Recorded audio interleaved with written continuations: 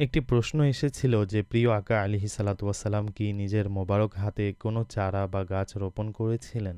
নবী করিম রফুর রহিম সাল্লাহ তালা আলহি আলিহি ওয়াসাল্লাম থেকে চারা রোপণ করা প্রমাণিত রয়েছে এবং হজরত সঈদুনা সালমান ফার্সি রদিয়াল্লাহ তালা আনহু আজাদ হওয়ার যে ঘটনাটি রয়েছে সেই স্বাধীনতার ঘটনায়ও নবী করিম সাল্লাহ আলহি ওয়াসাল্লামের চারা রোপণ করা আমল প্রমাণিত রয়েছে।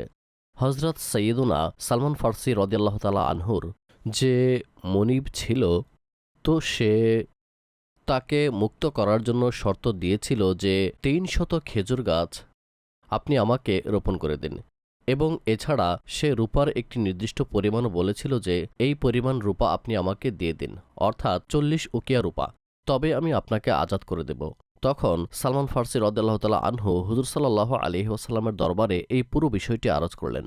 অতঃপর তিনি সাল্লাল্লাহু আলাইহি ওয়াসাল্লাম সাহাবায়ে কেরাম আলাইহিম রিদওয়ানদেরকে উৎসাহ দিলেন যে সালমান ফার্সির জন্য ৩০০টি চারা গাছের ব্যবস্থা করা হোক, খেজুর গাছের ব্যবস্থা করা হোক।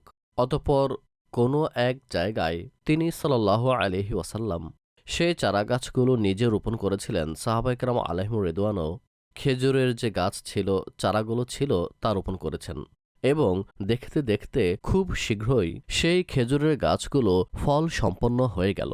আর সেই গাছগুলো সালমান ফার্সি রদিয়াল্লাহু তাআলা আনহুর যে মুনিব ছিল তাকে সোপর্দ করে দেওয়া হলো। ৪০ উকিয়া রূপা তার কাছে হস্তান্তর করা হলো এবং হজরত সালমান ফার্সি রদিয়াল্লাহু তাআলা আনহু এভাবেই মুক্ত হয়ে গেলেন।